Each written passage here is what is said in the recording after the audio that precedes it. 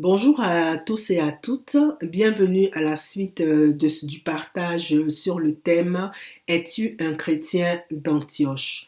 Je voulais juste rappeler en fait que ce partage était est dans un premier temps que chacun de nous puissions saisir la profondeur de ce qu'est un chrétien. D'accord? Et dans un deuxième temps, d'amener chacun de nous à pousser sa réflexion plus loin afin de répondre à la question suivante. Est-ce que la façon dont je me définis en tant que chrétien aujourd'hui reflète la véritable définition du chrétien présentée dans les Écritures? Alors, ce qu'on a vu la dernière fois, on a vu que c'était dans le livre des Actes, chapitre 11, versets 25 à 26, qu'on a entendu parler pour la première fois du mot chrétien. Donc, un bref rappel nous permettra de dire que, en fait, on a vu qu'en fait, un chrétien est un disciple de Christ. Et qu'un disciple de Christ, c'est quelqu'un qui apprend, qui étudie, qui va acquérir des connaissances théoriques mais aussi pratiques de Christ et sur Christ. Un disciple, c'est quelqu'un qui modèle sa personnalité sur celle de Christ, qui se soumet entièrement à l'autorité de Christ et qui aussi fait d'autres disciples. Donc, on veut garder dans notre esprit, dans notre esprit, que l'objectif, c'est d'amener chacun de nous à répondre pour lui-même à différentes questions, en fait, que nous avons pu tirer de de notre premier partage. Alors, les questions vraiment qui sont ressorties lors de notre partage étaient celles-ci. Jésus est-il ton premier amour? Ton amour pour lui passe-t-il avant celui de tes proches ou de toute autre chose qui pourrait prendre la première place dans ton cœur? Deuxième question, c'est sais-tu qu'en renonçant à toi-même, Jésus te décharge de fardeaux inutiles et te donne son joug qui est léger? Une autre question qui est ressortie de là, c'était vraiment aussi de savoir vraiment portes-tu ta croix et suis-tu Jésus en sachant que ta souffrance n'est pas vaine, mais te conduira à vivre la grandeur et la puissance de Jésus dans ta vie ici-bas et dans l'éternité. Alors aujourd'hui, nous allons continuer sur cette même lancée, à savoir quelle doit être la réalité d'un disciple de Christ. Donc, pour Jésus, quelle doit être la réalité d'un chrétien? Alors, si on lit dans Jean 13, versets 34 à 35, dit ceci. Et c'est Jésus qui parle.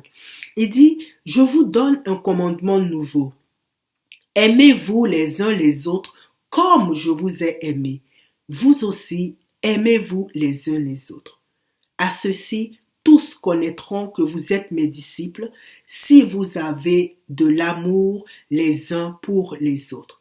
Alors, ici, Jésus est en train de nous dire que le disciple manifeste l'amour. Les disciples plutôt manifestent l'amour les uns pour les autres. Alors, quand on lit ici dans ce texte, le Seigneur Jésus dit, aimez-vous les uns les autres comme je vous ai aimé. Alors, comment Jésus m'a-t-il aimé? Et cet amour vraiment que Jésus a manifesté, c'est un amour rempli de bienveillance, de bonne volonté. C'est l'amour qu'on appelle de façon générale, on dit l'amour agapé. Donc cet amour-là, comment Jésus m'a aimé? Quand je regarde moi-même ma propre vie, tout ce que je peux dire que alors que je n'étais pas aimable, il m'a aimé. Il ne m'a pas rejeté. J'étais dans la convoitise, l'envie, la méchanceté et toutes sortes de péchés. Il ne m'a pas condamné. Il ne m'a pas abandonné. Il a suscité des personnes qui ont intercédé afin que je lui ouvre mon cœur. Non, mon Seigneur, mon Dieu, il n'a pas désespéré de me voir m'éloigner de lui. Il n'a pas arrêté de soupirer à une relation d'intimité malgré ma religiosité. Il a été patient, miséricordieux, plein de bonté. malgré la tristesse qu'il pouvait ressentir à mon égard à cause de mes mauvaises actions, et puis parfois même à cause de mon indifférence envers les autres. Mon Seigneur Jésus, mon Sauveur, a décidé de me sauver. J'ai compris que l'amour de Jésus n'est pas basé sur les émotions comme l'amour humain, mais l'amour de Jésus est basé plutôt sur une décision. Oh Seigneur, oh Seigneur, oh Seigneur, oh Seigneur, je te remercie de n'avoir pas basé ton amour sur les émotions, parce que la tristesse, Seigneur, que j'ai pu faire naître dans ton cœur, Seigneur, tu n'as pas regardé à la tristesse, tu n'as pas regardé à tout ce que je pouvais vraiment manifester de négatif à ton égard. Seigneur, oui, tu étais attristé, mais tu as choisi malgré tout de m'aimer, tu as choisi malgré tout de me sortir de là. Et c'est comme ça que moi je peux définir, parce que je regarde ma vie comment Jésus m'a aimé. Et lorsqu'on lit 1 Corinthiens chapitre 13 versets 4 à 7, il nous dit ceci. L'amour de Jésus. L'amour est patient, il est plein de bonté. L'amour n'est point envieux, l'amour ne se vante point, il ne s'enfle point d'orgueil. Il ne fait rien de malhonnête, il ne cherche point son intérêt, il ne s'irrite point, il ne soupçonne point le mal, il ne se réjouit point de l'injustice. Mais il se réjouit de la vérité, il excuse tout, il croit tout, il espère tout, il supporte tout. Ça, c'est l'amour que Jésus, et c'est cet amour que Jésus nous appelle à manifester les uns pour les autres en tant que disciples. Dans Jean chapitre 13, verset 35, Jésus dit ceci. Il dit, à ceci, tous connaîtront que vous êtes mes disciples si vous avez de l'amour les uns pour les autres. Alors, s'aimer les uns les autres selon l'exemple à l'image de Christ. Rechercher le bien de son prochain. Ne pas être prompt à juger, à condamner l'autre, mais plutôt être prompt à exercer la grâce. La grâce que Jésus a manifestée à notre égard. Alors nous devons, en tant que disciples, à la fois accepter l'aide de nos frères et aussi leur offrir la nôtre. Donc nous voyons ici que les disciples de Christ s'aiment les uns les autres avec ferveur et d'un cœur pur.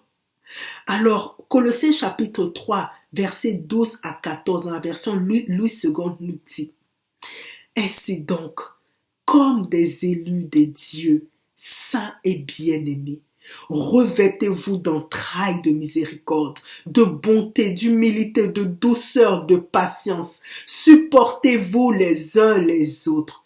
Et si l'un a sujet de se plaindre de l'autre, pardonnez-vous réciproquement. De même que Christ vous a pardonné, pardonnez-vous aussi.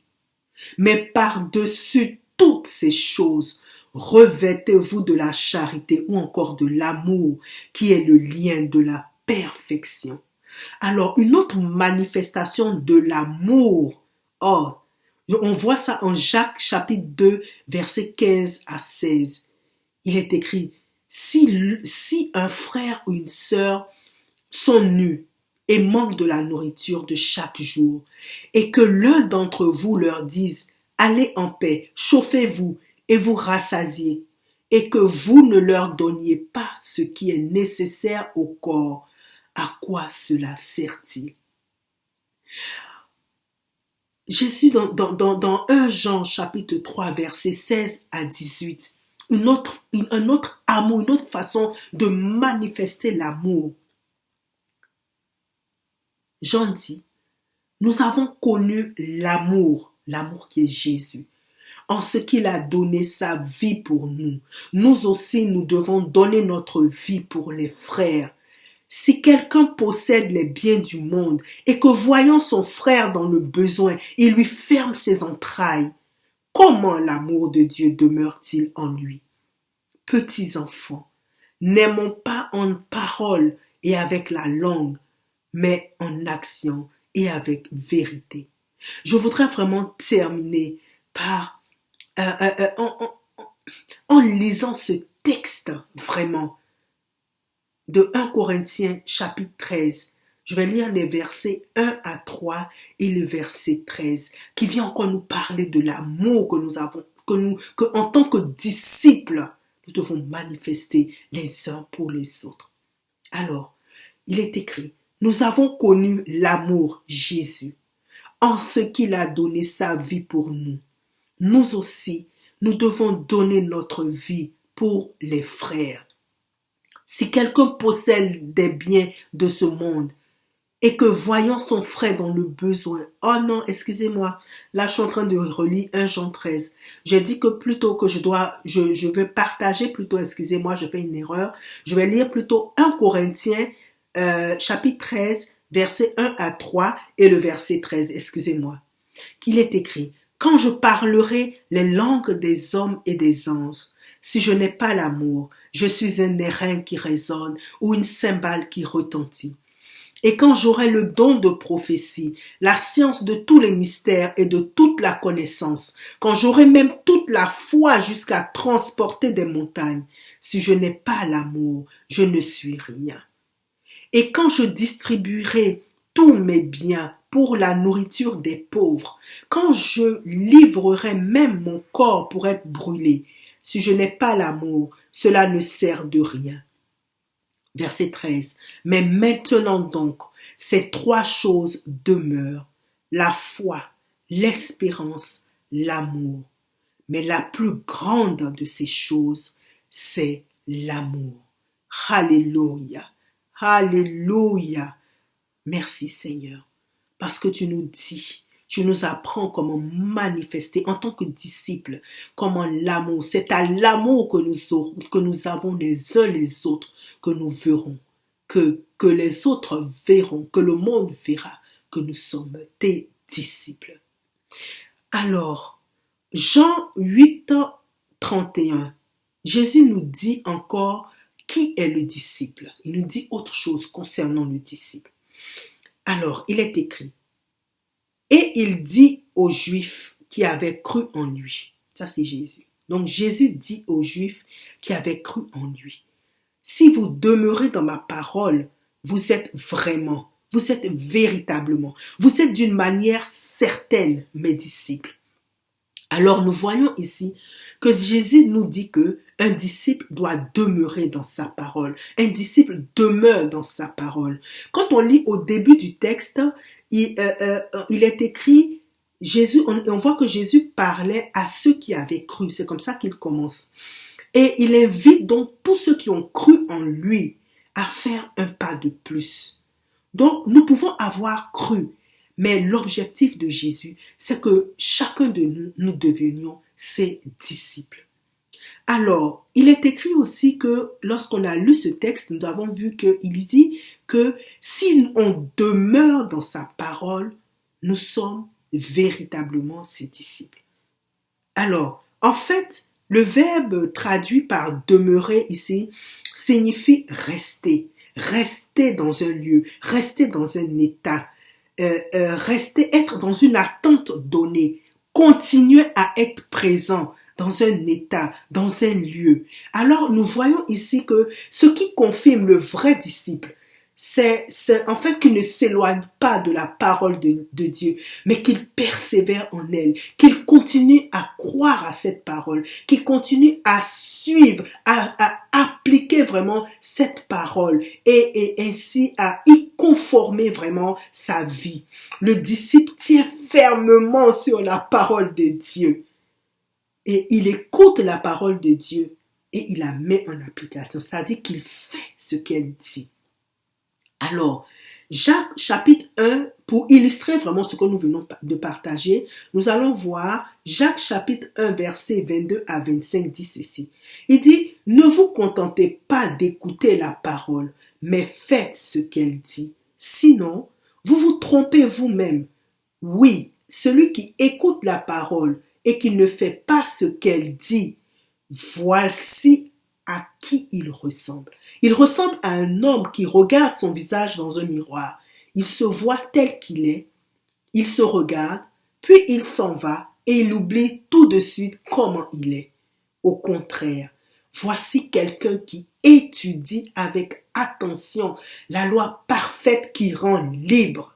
Il reste attaché à cette loi, il écoute la parole, il ne l'oublie pas et il fait ce qu'elle dit.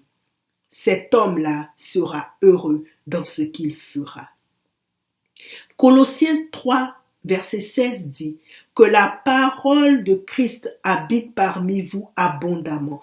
Instruisez-vous et exhortez-vous les uns les autres en toute sagesse, par des psaumes, par des hymnes, par des cantiques spirituels, chantant à Dieu dans votre cœur sous l'inspiration de la grâce. Alléluia. Ici, comme on a partagé tout à l'heure, Jésus il dit que de demeurer dans la parole. Mais la parole aussi est Jésus, c'est Jésus. Jésus a aussi la parole faite chair. Et nous voyons cela en Jean chapitre 1, verset 14. Je vous encourage aussi à lire tout le chapitre 1 de Jean, parce qu'il y a beaucoup de choses, il y a beaucoup de profondeur dans ce chapitre-là. Donc, dans ce chapitre 1, le verset 14, nous parle de Jésus qui est la parole faite chair. Il est écrit, et la parole a été faite chair, et elle a habité parmi nous, pleine de grâce et de vérité. Et nous avons contemplé sa gloire, une gloire comme la gloire du Fils unique venu du Père. Alors, donc, nous voyons ici aussi donc que demeurer dans la parole, c'est aussi demeurer en Jésus. C'est-à-dire continuer à croire en lui, à le suivre et à mettre en application tout ce qu'il dit. Et cela dans notre vie de tous les jours. Dans Jean chapitre 15, verset 4, Jésus dit ceci. Demeurez en moi et je demeurerai en vous. Comme le sarment ne peut lui-même porter du fruit s'il ne demeure attaché au cep, ainsi vous ne le pouvez non plus si vous ne demeurez en moi. Alors, nous allons ici, je vais prendre quelques minutes pour expliquer certains points. Ici, Jésus d'abord parlait à ses disciples. D'accord? Il parle ici du sceptre et des sarments de la vigne. Et Jésus se présente comme étant le sceptre, d'accord? Et dans les sarments de la vigne, en fait, ce sont des branches. Le sarment, c'est une branche qui est tendre. En particulier, le sarment de la vigne, c'est une branche qui est tendre et flexible. Une branche qui est souple et malléable. Donc, Jésus compare ici les disciples à cette branche-là, qui est le sarment. Donc, à l'image, bien sûr, du sarment, je peux dire que en tant que disciple, nous sommes flexibles à la parole, flexibles à ce que Dieu nous dit, étant ouverts, bien sûr, aux choses de l'esprit. Être prêt à abandonner ou à virer de bord tout ce qui n'est pas conforme ou qui n'est pas en harmonie avec ce que le Saint-Esprit nous dit, avec ce que Jésus nous dit. Être flexible, être comme un sarment, c'est accepter, c'est être prêt à accepter, à abandonner ce que le Seigneur nous demande. Donc, en tant que sarment, comme Jésus l'a dit, il faut le sarment, il est rattaché au sceptre. Et lorsqu'on regarde de façon générale une plante, on voit que le sarment qui est la branche, elle tire tout ce dont elle a besoin, elle bénéficie de tous les éléments nutritifs qui peuvent revenir, qui sont produits par le sceptre. Elle en bénéficie, elle tire tous les éléments nutritifs, elle grandit, elle s'épanouit, elle produit du fruit, tant que cette branche-là reste attachée au sceptre. Et de la même façon, tant que nous, en tant que disciples, nous demeurons en Jésus-Christ qui est le sceptre, nous produirons du fruit. Alors, cela nous amène à comprendre, à voir que un disciple porte du fruit. un disciple produit du fruit. Jean 15, verset 8 nous dit ceci: si vous portez beaucoup de fruits, c'est ainsi que mon Père, ça c'est encore Jésus qui nous parle. Il dit, si vous portez beaucoup de fruits, c'est ainsi que mon Père sera glorifié et que vous serez mes disciples. Alors, porter du fruit. Lorsqu'on regarde par exemple dans le dictionnaire biblique, on regarde par exemple la définition de que représente le fruit. Le fruit, c'est un fruit qui est produit comme, par exemple, ça peut être le fruit, une mangue, le fruit d'un arbre. Mais le fruit aussi est vu aussi comme quelque chose qui a son origine, qui tire son origine de quelque part. Alors, en tant que disciples, nous allons produire du fruit. En tant que disciples, ce que nous allons refléter a pour origine, alléluia, Jésus. Donc, nous allons produire du fruit. Et le fruit que nous allons produire, c'est le fruit de l'esprit. Dans le texte, quand on lit le texte, j'ai remarqué, il est écrit on va produire beaucoup de fruits. Donc, quand je vois le texte, on s'attend donc à voir le mot fruit au pluriel. Mais le mot fruit apparaît au singulier. Et ça m'a un peu intriguée. J'ai regardé plusieurs versions et c'est la même chose qui est écrit. On écrit beaucoup de fruits, mais le mot fruit est au singulier. Alors, on voit ici donc qu'il y a un seul type de fruit qui est produit en abondance. Le fruit de l'esprit, qui est défini en Galates chapitre 5, verset 22, qui dit, mais le fruit de l'esprit, c'est l'amour, la joie, la paix, la patience, la bonté, la bénignité ou encore le service, la fidélité, la confiance dans les autres, la douceur, la maîtrise de soi. Et ce que je trouve encore extraordinaire, c'est qu'il y a une promesse rattachée au fait de porter du fruit qui demeure. Jean chapitre 15 verset 16 dit, ce n'est pas vous, là c'est encore Jésus qui parle, il dit ce n'est pas vous qui m'avez choisi, mais moi je vous ai choisi et je vous ai établi afin que vous alliez et que vous portez du fruit et que votre fruit demeure, afin que ce que vous demanderez au Père en mon nom, il vous le donne. Alléluia, une promesse, cette promesse d'amitié. Si nous produisons du fruit, si nous portons du fruit et que ce fruit-là demeure, tout ce que nous allons demander au Père au nom de Jésus, il nous l'accordera. Alléluia. Amen, amen, amen, amen. Alors, je vais m'arrêter ici pour cette deuxième partie parce que nous avons dans cette deuxième partie partagé en fait quelques aspects d'un disciple de Christ. En fait, nous avons partagé quelques aspects parce que si nous voulons aller plus loin encore, on sera là encore pour plusieurs sessions de partage. Alors pour cela, je veux vraiment nous inviter à parcourir les évangiles et les écrits du Nouveau Testament pour découvrir en fait d'autres caractéristiques du disciple de Christ. Alors, je vais aussi conclure vraiment sur le thème d'un chrétien. Es-tu un chrétien d'Antioche? Je veux dire en conclusion en fait que nous avions deux objectifs lorsque nous avons partagé sur le thème de es-tu un chrétien d'Antioche. Le premier objectif, c'était de saisir en fait que le chrétien est un disciple de Christ. Et qu'un disciple de Christ, c'est quelqu'un qui va apprendre, qui étudie, qui va acquérir les connaissances théoriques et pratiques de Christ, quelqu'un qui modèle sa personnalité sur Christ, quelqu'un qui se soumet entièrement à l'autorité de Jésus-Christ et aussi qui fait d'autres disciples. Alors, le deuxième aussi objectif, c'est que de voir ce que nous disent en fait les Écritures sur la réalité d'un disciple de Christ.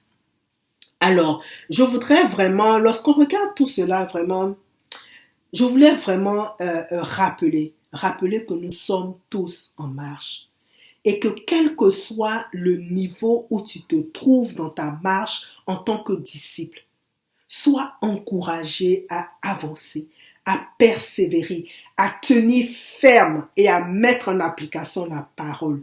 Et je veux dire que n'oublions surtout pas que nous avons tous besoin de collaborer avec le Saint-Esprit afin de pouvoir vivre la parole de Jésus en Luc chapitre 6 verset 40 qui dit, et c'est Jésus qui dit, le disciple n'est pas plus que le maître, mais tout disciple accompli sera comme son maître. Alléluia, amen, amen. Soyez bénis.